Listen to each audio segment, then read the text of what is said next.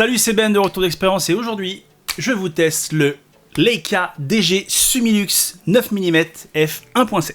Alors j'ai profité du test du Panasonic G9 II qui se trouve quelque part par ici pour tester ce petit 9 mm de chez Lumix et qui est estampillé Leica. C'est une optique micro 4 tiers, donc 9 mm à très grande ouverture, on est sur du 1.7 et 9 mm en micro 4 tiers, ça fait du 18 mm en plein format. Alors on est sur une optique tropicalisée qui fait 6 cm de haut par 6 cm de large. C'est un cylindre qui pourrait être un cube et qui a la particularité d'être minuscule et de peser 130 grammes. On est donc sur une optique plutôt haut de gamme puisqu'elle est estampillée Leica, qui a la particularité d'avoir une mise au point à 9,5 cm avec un grossissement macro de x0,5. Et on va commencer par la réactivité autofocus. Si vous avez regardé le test du Panasonic G9 II, j'ai emmené ce petit objectif ainsi que le 25 mm 1.7 à Cherbourg pour tester du trial urbain. C'est le genre d'exercice que j'aime beaucoup faire avec les boîtiers et les objectifs, puisque le trial urbain, c'est beaucoup de mouvements, des changements de direction extrêmement rapides, des mouvements qu'on ne peut pas forcément prévoir, et du coup pour tester un autofocus, c'est parfait. Un coup on voit le visage, un coup on le voit pas, et c'est vraiment quelque chose, une pratique que j'apprécie beaucoup photographier et filmer. Et j'ai beaucoup utilisé ce 9 mm qui a un rendu que je trouve vraiment génial, mais ça on va en parler après. Et en termes de réactivité autofocus, il est au top. Parce que ce soit sur des rafales à 60 images secondes en autofocus continu, ou que ce soit sur de la 4K 100, au global, j'ai eu très peu de déchets. J'ai dû avoir une erreur de focus en 4K 100, et sur la rafale, je saurais même pas vous dire, je pense que sur 60 images, j'ai dû en rater peut-être 3, 4, 5 grand maximum. La réactivité autofocus de ce petit truc là avec le nouvel autofocus du G9 II, c'est hyper impressionnant, donc il réagit super bien. Au niveau du piqué, on est sur une optique estampillée Leica. Le piqué est plutôt bon. Voilà, après on est sur un capteur de 25 millions de pixels, en tout cas moi c'est là-dessus que je l'ai testé. Je trouve que le piqué est bon, il n'est pas incroyable. Moi je suis monté jusqu'à f10 pour voir un petit peu sur les côtés. C'est pas ce qu'il y a de meilleur, mais ça marche vraiment très bien. Sur du paysage, ça le fait, mais si vous êtes des adeptes de l'ultra piqué à la Sigma, ce sera un tout petit poil juste, mais vraiment ça fait le boulot. En vidéo, c'est absolument parfait, puisqu'on n'a pas besoin d'une résolution aussi élevée. Si vous faites de la photo de nuit, ça marche aussi plutôt pas mal. Au niveau du bokeh, on est à 1.7, donc on est censé avoir plutôt un bokeh assez fort. Maintenant, on est sur du 9 mm, donc vous n'aurez pas des bits bokeh de malade, on n'est pas sur un 85. Je trouve le bokeh correct, mais il a tendance à faire des petites franges de couleurs. Maintenant, clairement, c'est pas le bokeh qu'on cherche avec un 9 mm. C'est pas ça qu'on cherche. Au niveau des défauts optiques, il a tendance à faire un petit peu de flair, il me fait des flares un petit peu bleutés. J'ai trouvé ça un petit peu chiant. Ils sont jamais très gros les flares, mais ils sont quand même marqués parce qu'ils sont bleus, donc ils ressortent un petit peu. C'est un petit peu pénible à post-traiter. Et puis, quoi d'autre? Au niveau des dérives colorimétriques, des aberrations chromatiques, il en a.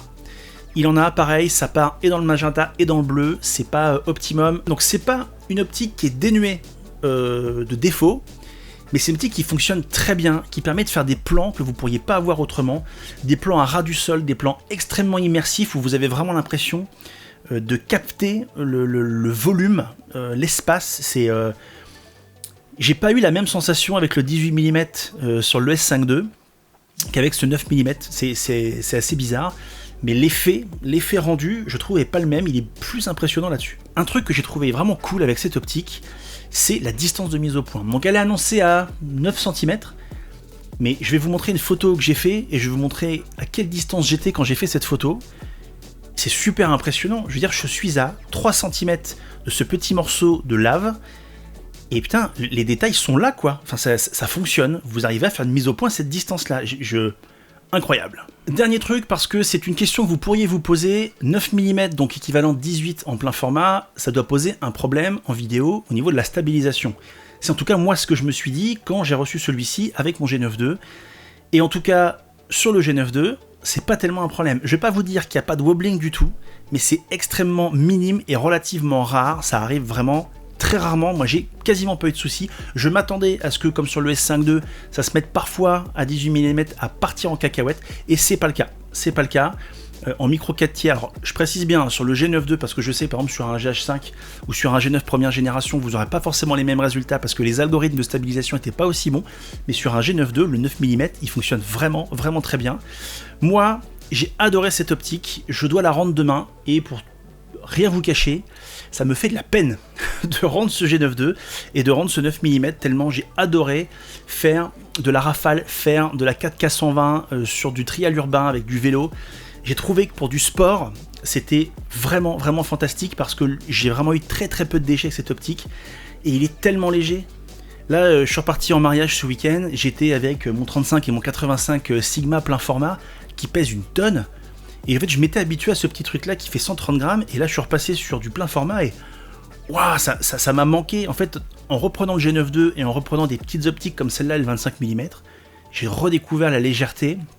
J'ai redécouvert le petit volume et je le redis, mais pour moi c'est encore là tout l'intérêt du micro 4 tiers, c'est là que le micro 4 tiers peut encore se sauver, c'est son écosystème optique qui fait que vous avez des optiques minuscules avec un rendu extraordinaire et alors là vraiment j'ai pas envie de le rendre, donc je vais le rendre parce que je suis obligé, mais je pense que je vais le redemander en prêt à Panasonic parce que vraiment c'est une optique qui est fantastique.